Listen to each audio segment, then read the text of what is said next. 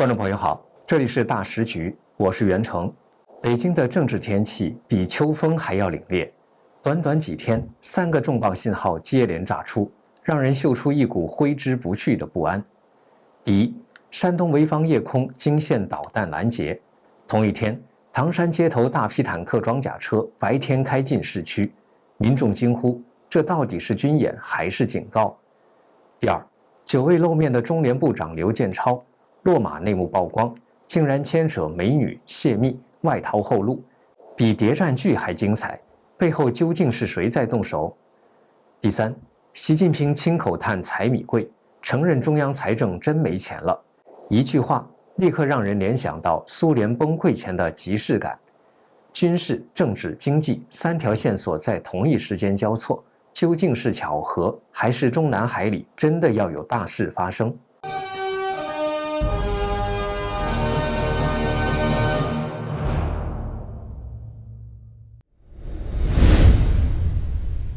我们先把焦点放在山东潍坊。9月12号晚上8点45分左右，不只是潍坊，包括日照和周边省份的很多人都看到了那个奇景。根据极目新闻等中国媒体报道，目击者形容，一个像火炬一样亮的光点，以抛物线的轨迹高速移动，速度远远超过普通飞机。然后，另一个发光体从地面升起，快速追上，两者碰撞后，爆出刺眼的强光和雷鸣般的巨响。网络上流传的影片非常清晰，拍摄者都吓坏了，有人惊呼：不得了，有导弹！很多人第一时间的反应就是，这是在进行导弹拦截。这件事最奇怪的地方在哪里呢？第一，地点不对。中共过去搞导弹试射或者军事演习，通常会选在西部人烟稀少的地区，或者是在海上。像潍坊这样一个人口稠密的城市，在市区上空搞这种实弹演习，可以说是前所未闻。很多网友都质疑，怎么可能在市区进行？这简直是拿老百姓的生命开玩笑。第二，官方的反应很诡异。事发后，媒体去问潍坊应急管理局，他们的回答是没有收到任何消息，然后又改口说接到了报告，但没有调查结论。直到现在，军方和地方当局都没有给出一个正式的解释。更有意思的是，一些地方官媒在报道时刻意回避潍坊这个具体地名，只笼统地说是山东，这明显是在试图淡化和模糊焦点。那么真相到底是什么？有网友发挥了侦探精神，他们找到了中共海事局在9月11号发布的一则航行警告。这则警告说，从9月12号下午到14号中午，要在渤海的2个特定水域进行实弹射击。网友们把官方公布的经纬度坐标在地图上标出来，再跟目击者拍摄影片的定位一对比，发现两者完全吻合。而且细节显示，这2次拦截都发生在靠近海岸的 B 区，发射点也在海岸上。这就基本可以确定，这不是什么 UFO， 也不是什么突发军事冲突，而是中共军队的一次实弹演练。而执行这次演练的，很可能就是驻扎在山东的隶属北部战区的第80集团军。我们大时局频道会及时追踪各种重大新闻。如果您想翻墙观看我们的节目，我推荐一款非常好用的 VPN， 神盾 VPN。我和我们团队的人觉得这是目前真正值得信赖的安全 VPN。为什么这么说呢？很多人可能都在用 VPN， 但是传统 VPN 存在一个问题，它只用1台伺服器，资料经过加密传送到 VPN 的服务器，然后由同一台服务器发送过去。也就是说，它不但知道你的来源 IP， 也知道你连去哪里。这意味着，只要那台服务器有风险，你的整条路径就会被看得一清二楚。而神盾 VPN 采用的是独家技术双节点 P2P 加密架构，资料会经过2台服务器转送，第一台只知道你的来源 IP， 第2台只知道你要连的目的地，2台之间端对端加密，任何单一节点都无法还原整条通讯路径，连神盾自己都无法追踪你在网络上的行踪。除了安全，神盾 VPN 的速度和稳定性表现也很出色。神盾 VPN 可以在全球服务器自动切换，随时连最近最快节点，而且一个账号可用在手机、电脑、平板，可以全家分享。现在购买2年方案，享65折优惠，输入我们节目专属优惠码大时局 DASHIJU， 再打9折，30天内不满意全额退款，无风险适用。赶紧点击节目下方描述栏的购买链接购买。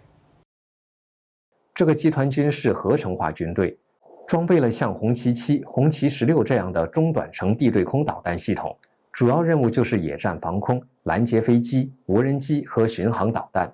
这次演练中，拦截高度低、射程不远的特点也完全符合陆军野战防空武器的性能。好，问题来了，既然是计划好的演习，为什么要选在潍坊市区附近，还搞得这么神秘？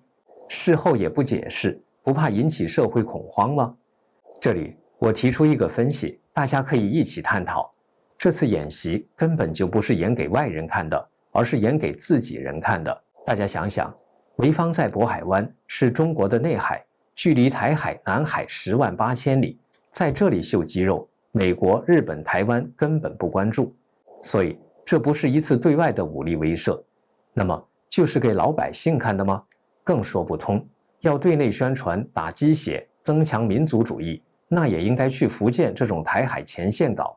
事实上，就在同一天，9月12号，中共的福建舰航母真的就穿越了台湾海峡，进行跨区试验训练，那才是标准的秀肌肉操作。所以，在潍坊这么一个不尴不尬的地方，用一种引发公众恐慌的方式搞演习，目的只有一个：震慑内部的反对力量。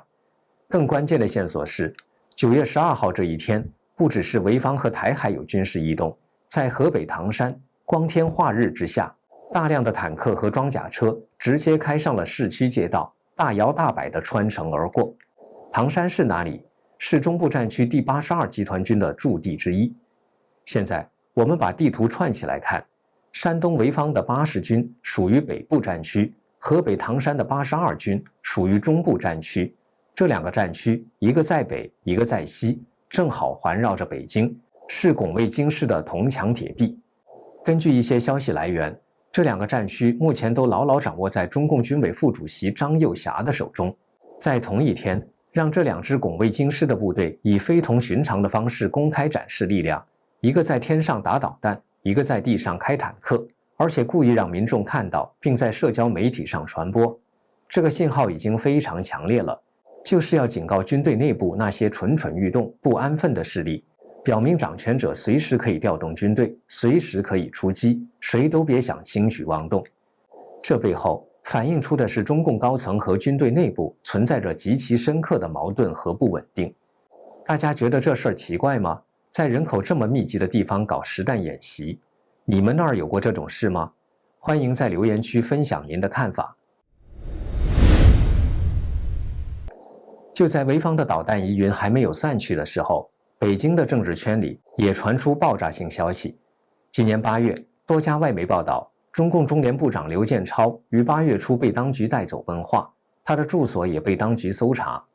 独立评论人杜正从一个退休的中共官员那里得到暗示，说刘建超的案子和泄密有关，而泄密又和美女有关。流亡澳洲的中国学者袁宏斌的爆料则给出了更具体的信息。据说刘建超在被提拔，准备让他接任外长的过程中，感受到了来自现任外长王毅派系的巨大威胁。对方掌握了他腐败和男女关系混乱的证据，准备举报他。刘建超为了自保，竟然试图和某个大国做交易，准备交出一批中共的绝密文件，为自己铺一条万一被整肃时可以外逃的后路。但他的这些小动作早就被中共的秘密警察系统全面掌握了。据说他的一位女秘书本身就是习近平用来监控手下高官的特务，所以他的背叛行为还没来得及实施，就已经被抓了。据爆料，北京官场流传，刘建超被抓后，声称自己是受到了王毅团伙的政治栽赃陷害，他拒不认罪。同时，刘还指控他的女秘书和王毅有不正当关系。无论刘建超案的具体细节是什么，都指向了几个核心问题：高层内斗、官员腐败和忠诚度危机。有评论就指出，刘建超不过是中共高层激烈权斗的最新一个牺牲品罢了。在一个黑箱系统里，官员们互相抓把柄、打小报告，已经成了生存常态。杜文最近还在他的自媒体上透露了来自中共体制内的另一个重磅消息。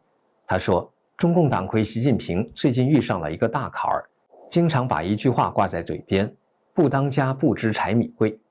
这句话是什么意思呢？杜文解释说，自从习近平架空了国务院，全面接管经济工作以来，他才真正感受到了巨大的压力。因为中央财政现在已经是非常困难了，他面临的困局是所有事情都要钱，对外搞大撒币要钱，扩军备战要钱，对内维稳监控要钱，搞各种大基建项目要钱，给地方政府发钱保工资、保运转、保民生，更是无底洞。支出不断增加，但财政收入却捉襟见肘，已经成了习近平的新常态。根据中共财政部长蓝佛安自己的报告，2025年中央财政要给地方的3保，保基本民生、保工资、保运转、转移支付，就突破了10万亿人民币大关。这是什么概念？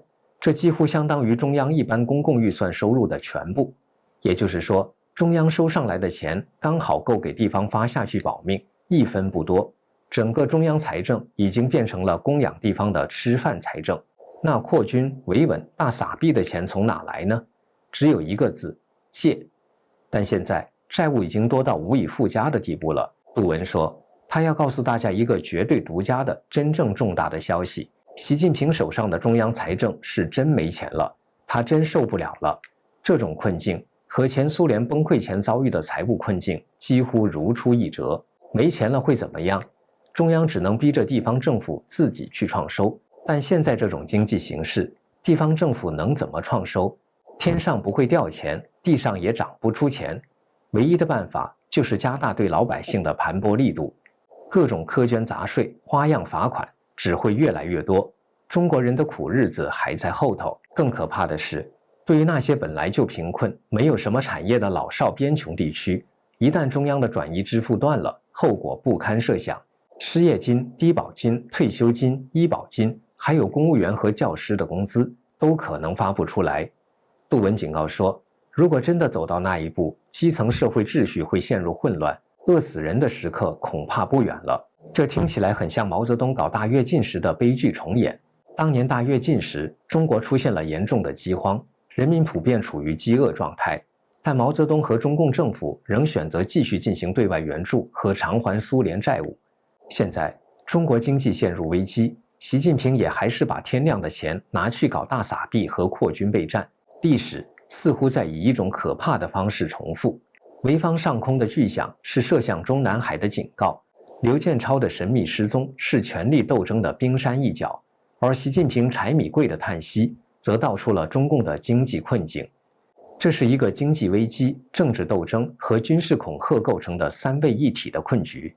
今天我们聊的这些信息量很大，也只是基于现有信息的一些分析和推演。您对这件事有什么看法？接下来会发生什么？当维稳的钱也花光的时候，会发生什么？当地方政府的财政枯竭，引发大规模的社会动荡时，又会发生什么？而中共内部的争斗、动荡又将如何影响整个局势的发展？请在留言区写下您的想法，我们一起交流。这里是大时局，感谢您的陪伴与思考，请订阅、分享并打开小铃铛，一起在动荡中坚守真相，在黑暗中点燃希望。